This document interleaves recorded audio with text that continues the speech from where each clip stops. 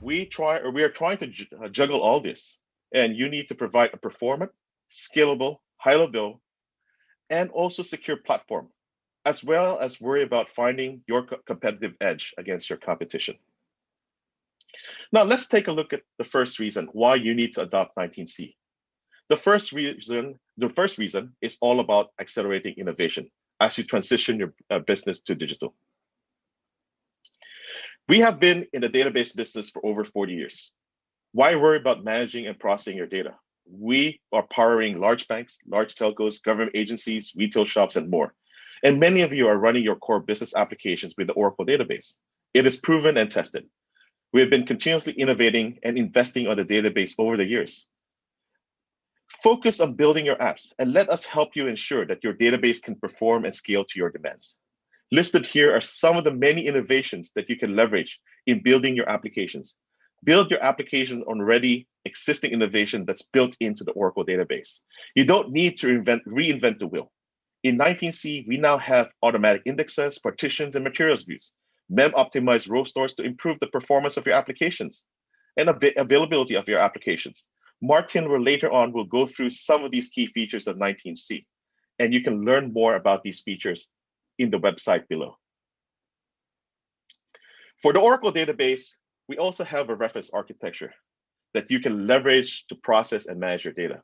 Let us give you a time-tested reference architecture that allows you to focus more of your time on innovation. Availability of data and your applications is an important element of every digital IT strategy. At Oracle, we've used our decades of enterprise experience to develop an all-encompassing framework that we call Maximum Availability Architecture, or simply MAA. This gives you a reduced risk in deploying of your applications. MAA really starts at the top of this diagram, where with customer insights and expert recommendations. These has been collected by a huge pool of large enterprise customers, a community of database architects, software engineers, and database strategists. Over the years, this has helped our MAA development team to develop a deep, complete understanding of various kinds of events that can affect availability. Through this, we have developed an array of availability reference architecture as shown on the left: platinum, gold, silver, and bronze. These reference architectures are acknowledged that not all data or applications require the same protection, and that there are real trade-offs in terms of cost and effort that should be considered. Whatever your availability goals may be for a database or related applications, Oracle has the product functionality and guidance to ensure that you can make the right decision with full knowledge of the trade-offs in terms of downtime, potential data loss, and cost.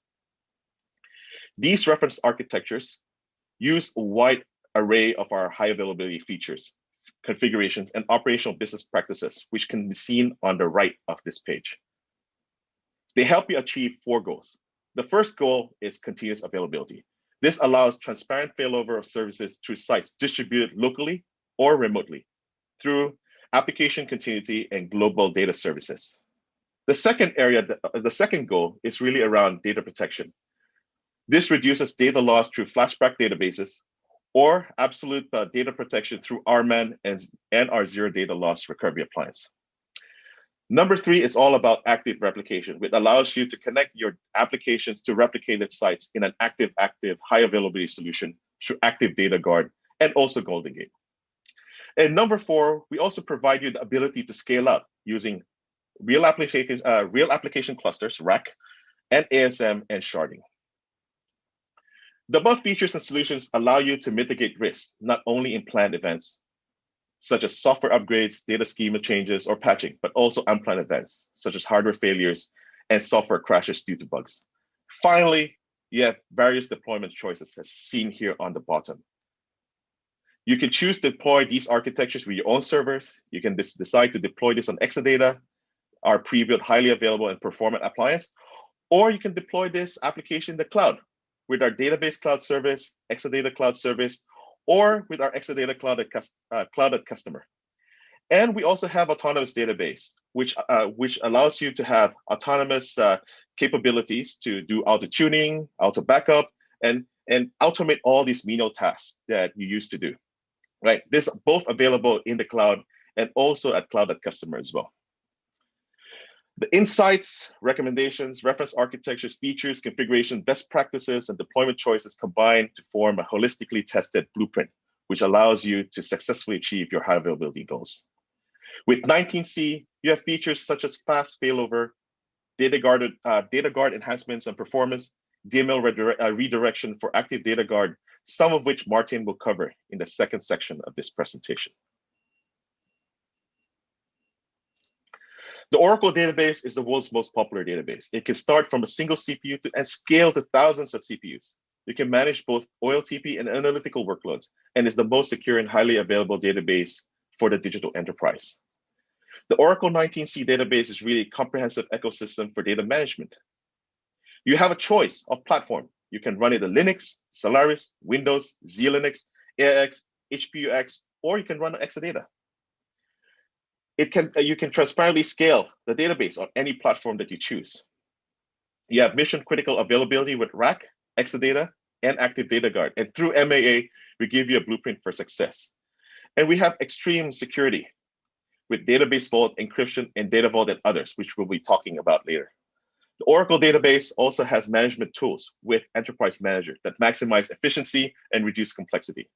It can also deploy Oracle database in a distributed environment to satisfy requirements such as data residency restrictions. And it also comes with a rich development environment, including free development tools such as SQL Developer and Apex.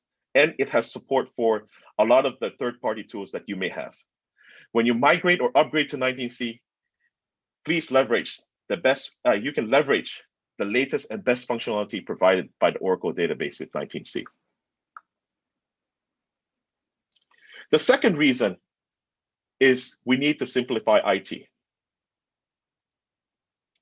In reality, often at the start of building an application, you do not know what you're going to build, run, or what type of data that you're going to be storing in this digital world. This is now driven by your customer demands. Agility is important, and you need a database and data management platform that suits every kind of application that you're intending to build. You need that freedom without adding complexity. You need to simplify your IT by deploying the Oracle database instead of trying to select the right database for the right use case. This allows you to focus on building application and reducing learning curves and deployment issues risk. Being able to consult all this data for either OLTP or analytics processing also reduces duplication of data, and importantly, reduce expensive data transfers across multiple databases. And in turn, this reduces your cost and improves agility. Over the years of my experience in building IT systems, it is frequent that you combine different data types for applications. In telcos, I've seen my customers do real-time capture events in cell towers, and at the same time, try to decide what to do to optimize the utilization of cell towers. This requires relational data, spatial data, and machine learning.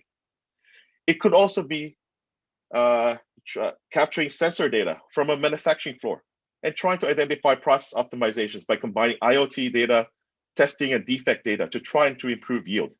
Or it could be a retail app storing JSON sales data. Or it could be a bank capturing banking transactions and using graph at the same time to identify fraud. And there are many more use cases. And now we have made it even more cost-effective for you. Spatial and graph option is now free, along with advanced analytics option, which includes machine learning. It's now included with all database editions. We also provide in-memory free for up to 16 gigabytes, and you can also consolidate up to 3 pluggable databases per container database without needing multi-tenant licensing.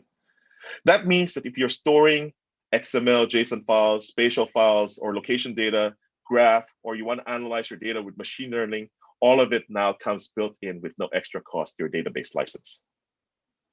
With this, you don't have to worry about multiple databases, which leads to learning and infrastructure and database management headaches. This gives you the freedom to build applications with a database that can handle different kinds of workloads. And no need to have many databases specialized in many different types of data or workloads.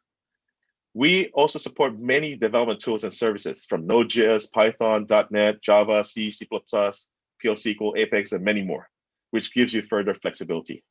Our real strategy here is always been to have one database, the Oracle database. And as new technologies and requirements evolve, the Oracle database evolves to include support for these, allowing you to preserve your existing database investment while allowing you to take advantage of new technologies. Therefore, expertise and investment is preserved, while avoiding the complexity and cost of implementing siloed, disconnected solutions offered by other vendors. A simpler platform means faster time to market and reducing the risk of failure and also reducing cost. The third reason, let's talk about strengthening security. As you build new application that is now facing the internet, strengthening security becomes even more important. Data is the asset of your company. We take security of your data very seriously. The Oracle Database 19c provides a comprehensive defense in depth. It's a multi-layered security. And this includes controls to evaluate risks, prevent unauthorized data disclosures, detect and report on database activities, and enforce data access controls in database with data-driven security. The Oracle database requires something higher than normal baseline security because this database contains personal data, financial information, credit card information, and other important data to your business. Let's start with data that's persisted in disk, backup, and data exports. We protect that data, the data at rest with transparent data encryption. With data encryption, that means there's an encryption key that needs to be protected and distributed securely. We have Oracle Key Vault for this. And remember, we also need to protect the data from internal threats as well. Database Vault provides separation of duties, which separates duties of the database administration from access to data within the database. And Database Vault also protects against a compromised application server, or your admin account could have been compromised as well. And this locks down the application accounts so that they only have access to data from within the normal context of the application. When data is accessed from outside the application, we also are able to provide additional protection for high-value data columns such as credit cards, national IDs, or taxpayer IDs. We're able to use something called data redaction to hide sensitive data on the fly as they leave the Oracle database. And for those non-production clones of the database, we simply remove those sensitive data from them, replacing it with realistic-looking safe data that does not represent a security risk. And this allows the application development and testing crew to continue on with their testing and development. And that uses data masking and data subsetting. We have done a lot to protect the database. We also want you to be sure we can detect attempts to break in and steal data. For that, we have a comprehensive auditing features within the database. And we can feed these audit events to a centralized audit vault for analysis, reporting, and alert generation. We also have something called database firewall to examine incoming connections and SQL statements for anomalies and violation of policies. And if we choose to, we can even do one step further. We can actually block those SQL queries and anomalies and violation of policies within this firewall. And these events from the database firewall also flow into our Oracle Audit Vault server for analysis, reporting, and alert generation. And there is a fourth type of database security control that's unique to the database called data-driven security. These controls are used to provide fine-grained access control of the database at the data row level or a column level. The Oracle 19c database provides a variety of data access-driven security features, including real application security and label security. And new in the Oracle Cloud, you can also use DataSafe to do database security assessment, user risk assessment, configuration drift detection, database auditing, discovery and masking of data, and much more. And all of these controls working together creates something called the maximum security architecture. Not every database needs the entire MSA, but many databases need something beyond the baseline security. Another important aspect to security is that you monitor and apply security patches regularly and make sure that you are in a supported version. If you're an older version that's not supported, you need to reduce the risk of old software and hardware. With the endless security break-ins and data thefts, older, less secure database releases pose a substantial risk for customers from highly sophisticated hacking attacks. And also, you may use third-party security products to secure your IT assets, but these products do not address all security risks to older Oracle database products. By upgrading to 19c, you can leverage all extensive security security measures that Oracle has built into the database for over the decades. And this enables you to reduce risk in deploying your application. And Martin later will also talk more about the new features that of the Oracle Database 19 as well that can add to your benefit as well. Now, the fourth reason is really about future-proofing your application. With the Oracle database, you can start a small application with Database SC, and you can easily migrate this to Oracle Database Enterprise Edition. And if you've bought an Oracle database license, you own it perpetually. Upgrades to a new version is free, as long as your database license is under support. For higher versions, for higher performance or consolidation requirements, you can always upgrade your hardware to Exadata as well.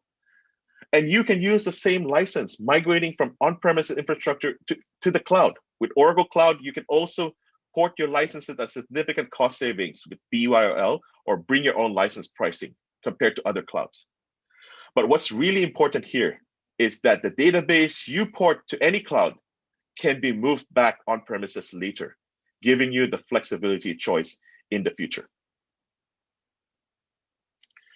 Now, you need to future-proof your application by directly developing on Oracle 19c version, the latest version of the Oracle database.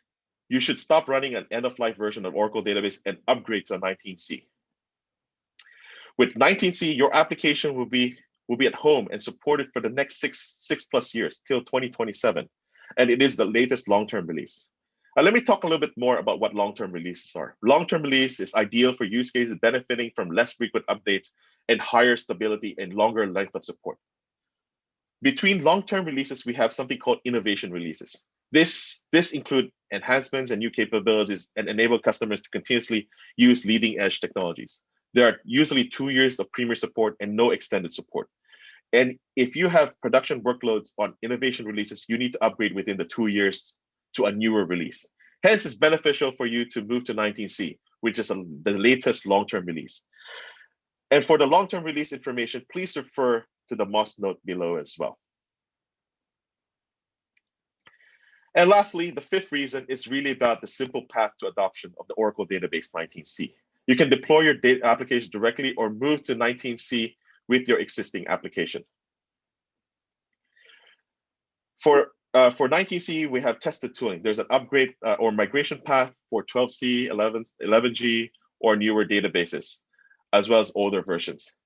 In many cases, you do not necessarily need to rewrite your applications to run on newer versions of the database. We have tools to upgrade or migrate to 19c. These tools are greatly automated and reduces the risk for you to adopt 19c.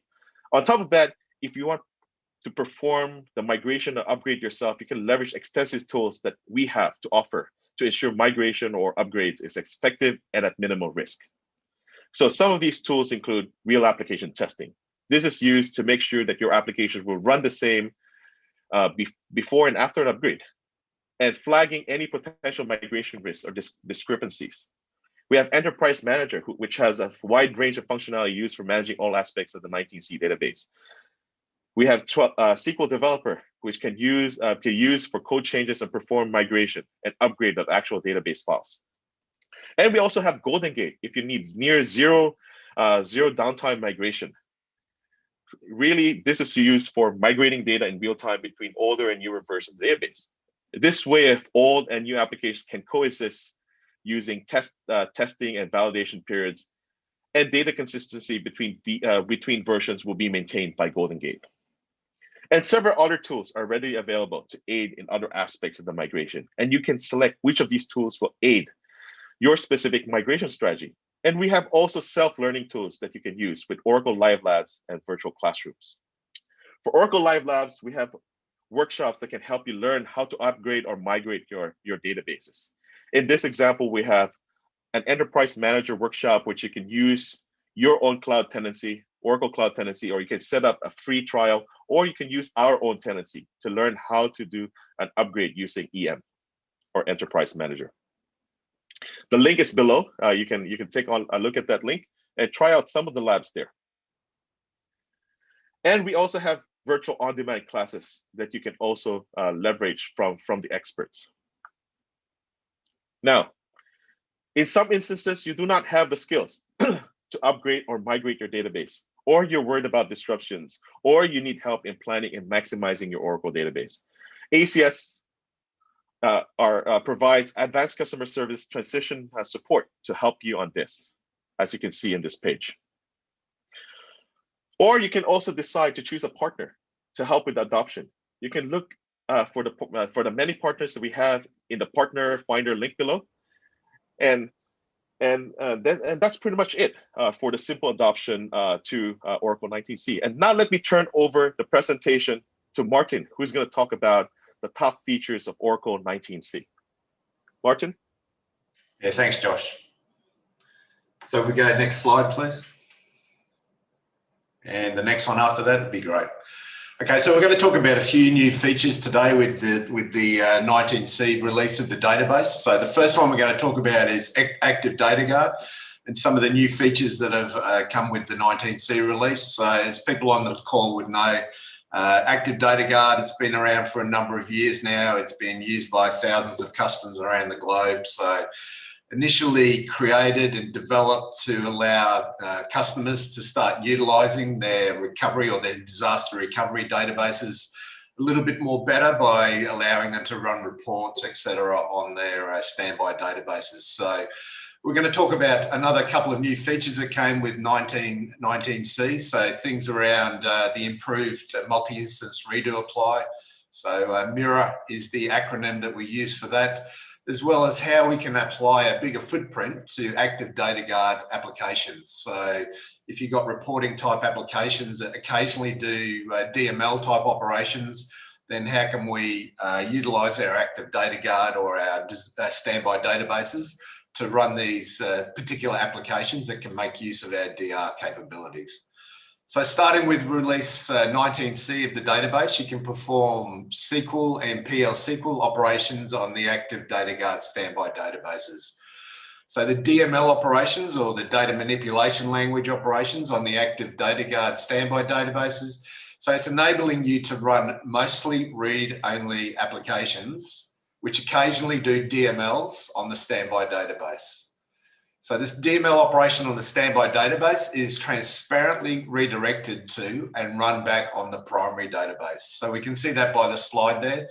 The DML happens on the active standby. It transparently gets redirected then to the primary database. So this DML operation can also be part of a PL SQL block as well. So the Active Data Guard session waits until the corresponding changes are shipped and applied to the Active Data Guard standby. So the production with its redo transport ships it from the primary across to the active standby. So when all the active standby will then wait and basically wait until the primary has committed those before the active standby can then view those transactions that are committed. So to do this, we basically, the active redirection of the DML operations, they can be configured at both the system and the session level. So to configure automatic redirection of the DML operations in a session, you can do things like adg_redirect_DML in the init.aura and set that to true. And that can be then set obviously at the database level. And then if we want to do things like configuring for the current session, we can do an alter session rather than the init.aura as well.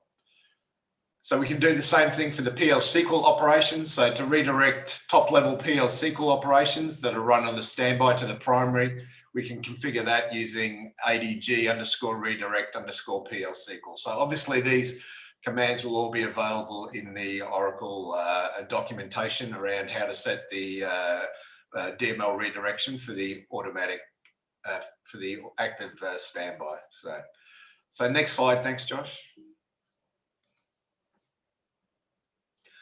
So as of database 12c, we've had MIRA that's been applicable. So performing multi-instance redo apply. So in each scenario, each instance of the primary database transmits its redo to an instance of the standby databases. So from 19c onwards, we're supporting in-memory column store. So to enable in-memory column store, we support with multi-instance redo apply. You just really have to set an initialization parameter, and that's enable_imc_with_MIRA to true. And that allows you then to support multi-instance redo apply with with setting that parameter. So a reporting workload executing on an active DataGuard standby database can use the in-memory column store. So this is possible then to populate a completely different set of data in the in-memory column store on the primary and the standby databases. So therefore you effectively double the size of your in-memory column store that's available to the application by using this particular feature. So something new with 19C that builds on the mirror capability that we've already have with the Oracle database.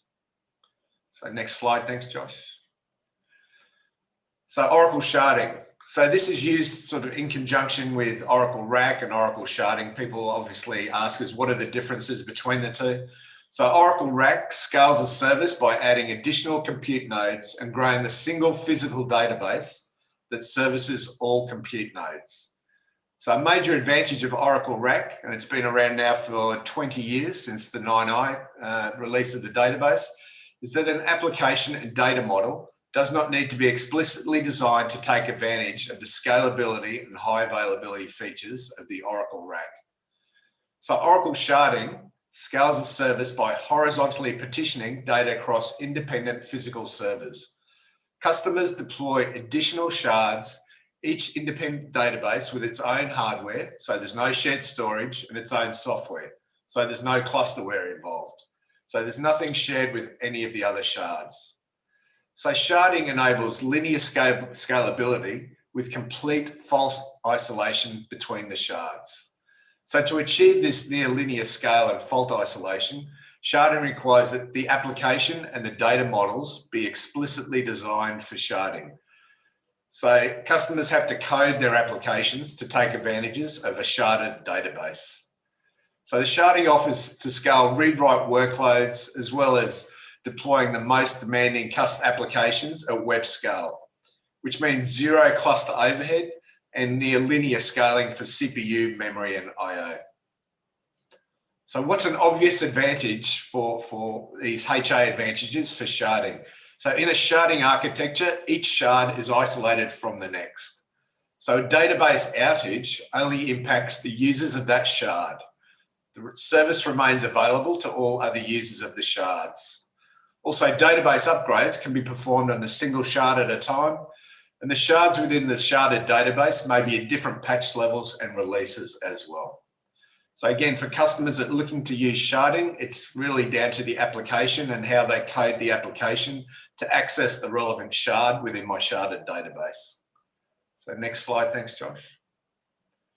So a new feature now that's 19C, and it's Exadata only as part of 19C. So with Exadata X8M, we're now in the 10th iteration of our Exadata flagship product. It's been first released in 2008 with V1, and now we're up to X8M. So the M standing for persistent memory. So with 19C and Exadata, the Exadata storage server can now use persistent memory cache in front of our flash cache. So this Persistent Memory Data Accelerator, or PMEM cache, is using Intel's Optane persistent memory chip. So the database server uses RDMA, or remote direct memory access, and this is enabling us to get about 10 times faster access latency to the remote persistent memory. So since the persistent memory is used as a shared cache, the caching capacity effectively increases by 10 times compared to the directly using the persistent memory modules as expensive storage. So this arrangement makes it most cost effective to apply the benefits of persistent memory to multi-terabyte databases. So some of the minimum requirements here from an Exadata perspective, you've got to be on Exadata System Software Release 19.3 and above. You have to be on Oracle Database 19C, and you obviously have to be using X8M-2 of the Exadata storage server as well. So the persistent memory commit acceleration. So this is consistent low latency for redo log writes. And it's critical for OLTP type database performance, since transactions are committed only when the redo logs are persisted. So furthermore, slow redo log persistence affects critical database algorithms. So with the Persistent Memory Commit Accelerator, which is part of our PMEM, Oracle Database 19c uses RDMM DMA again to write redo records in persistent memory on multiple storage servers of my Exadata frame. So by using RDMA, the redo logs writes are up to 8 times faster, and they have excellent resilience because we're basically writing the redo logs and it's being persisted across multiple storage servers. So on each storage server, the persistent memory area contains only the recently written log files, and the persistent memory space is not required for the entire redo log. So although you can use this X8M Exadata functionality with older versions of the database, so at the moment we support obviously 11.204 and up through the 12 and 18 versions, the full functionality for X8M PMEM only begins with Oracle Database 19c. So we're advocating if you're running X8M or you're just about to purchase an X8M Exadata, then 19c will give you the most benefits from upgrading to. So on board the Exadata storage servers, we've got about 12, well, we do have 12 128 gigabyte persistent memory modules per server, per storage server. So basically we have about 1.5 terabytes of PMEM per storage server. Next slide, thanks Josh. So another feature that's available only with Exadata is the automatic indexing feature. So this automates the index management tasks of an Oracle database. So automatic indexing automatically creates, rebuilds, and drops indexes in a database based on the application workload changes. So thus we're improving database performance by automatically creating these indexes. So the automatically managed indexes are known as auto indexes. So the automatic indexing process runs in the background every 15 minutes and performs the following operations. So basically it identifies the auto index candidates. The auto index candidates are identified based on the usage of the table columns in SQL statements. So then it ensures that the table statistics are up to date. So table without statistics are not considered for auto indexing. Next, it creates an invisible auto index for the auto index candidate. It verifies the invisible auto indexes against the SQL statements. The invisible auto indexes are then validated against the SQL statements. If the performance of SQL statements is improved by using these indexes, then the indexes are configured to be visible indexes, so they can be used by the SQL statements. If the performance of SQL statements is not improved by these indexes, then the indexes are configured as unusable indexes and the SQL statements are blacklisted. So the usable indexes or unusable indexes are later deleted by the auto indexing process. And the blacklisted SQL statements are not allowed to use auto indexes in the future. So the auto indexes also that aren't used for a long period of time are deleted. So this is fairly easy to set up for customers that are running 19c with Exadata. So enabling and disabling auto indexes can be done at the database level. So there's an auto index mode configuration parameter that can be set in the init.ora parameter, as well as you can specify this at a schema version, a schema level as well. So you can use the auto index schema configuration setting to specify certain schemas that can have the auto indexing feature available. So again, this feature is only available with 19c and the Exadata platform. So next slide, thanks Josh. So Oracle Database can also automatically gather real-time statistics during conventional DML operations. So again, this is 19c and Exadata. So 19c introduces real-time statistics, which extend online support to conventional DML statements. Because the statistics can go stale between DBMS stats jobs, real-time statistics help the optimizer generate more optimal plans. So bulk load operations gather all necessary statistics, and real-time statistics augment rather than replace traditional statistics. For this reason, you must continue to gather your regular statistics using DBMS_stats package. Again, this feature is a 19c and Exadata feature. Next slide, thanks Josh. So another feature here is the fast ingest functionality of Mem Optimized Row Store. So this enables fast data inserts into an Oracle database from applications such as Internet of Things applications that ingest small, high volume transactions with minimal amount of transactional overhead. So fast ingest uses mem optimize underscore write to insert data into tables specify as mem optimize for write hint. So when you're writing your insert statement, obviously you have to have that hint as part of the insert statement. So these changes cannot be rolled back either. So the insert operations that use fast ingest temporarily buffer the data in the large pool before writing it to disk in a bulk deferred manner, in an asynchronous bulk deferred manner. So using the rich analytical features of the Oracle database, you can now perform data analysis more effectively by easily integrating data from high frequency data streaming applications with your existing application data. Next slide, thanks Josh. So we've just got a couple of slides now on JSON. So JSON support now is available within the 19C database. So these are just a couple of extra bits of functionality here that we've added into the JSON support within the 19C database. So this particular one is the JSON materialized view support. So this was a performance enhancement.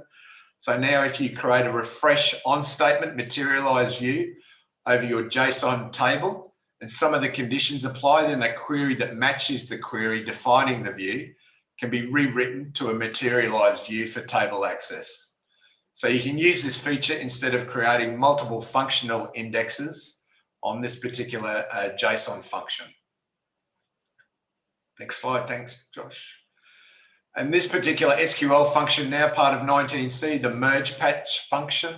So now you can update a JSON document declaratively using the new SQL function JSON underscore merge patch. So you can apply one or more changes to multiple documents using the single statement. So this feature improves the flexibility of JSON update operations. Next slide, thanks Josh. So Josh spoke about some of the security enhancements before. So in 19C, we've leveraged schema-only accounts to mark all Oracle supplied users with no authentication so that we can provide no default passwords for them out of the box. So most of the Oracle database supplied schema-only accounts now have their passwords removed to prevent users from authenticating to these accounts. So this enhancement, it does not affect the sample schemas. So what's the business benefit of this particular option? So the business benefit for this feature is that administrators no longer have to periodically rotate the passwords for these Oracle database provided schemas. And this feature also reduces the security risk of hackers using default passwords to hack into these accounts. So Scott Tiger disappears. So today we've just covered a few of the new features of Oracle Database 19C.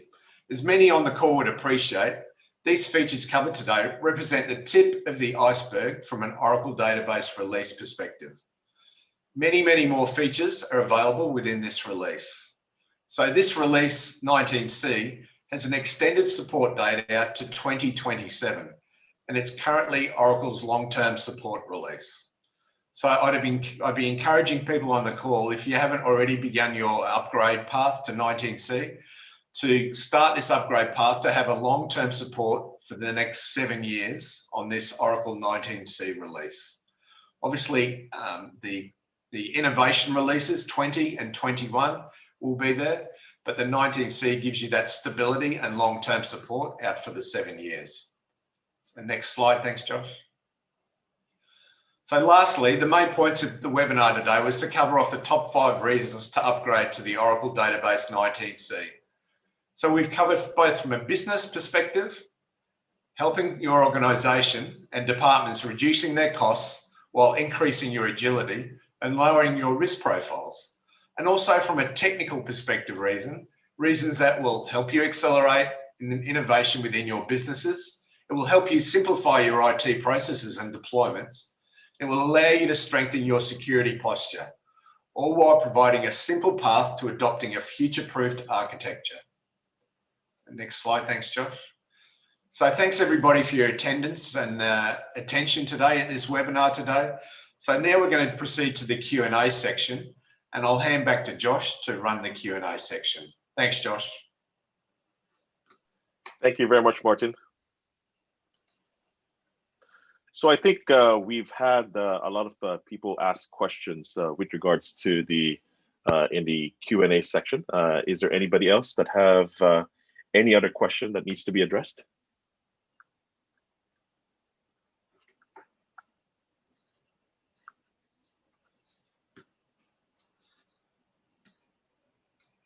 Okay, it looks like we have no questions from the audience. Well, thank you very much, everyone, for your attendance today. Oh, there's another question from Sudhir, is it?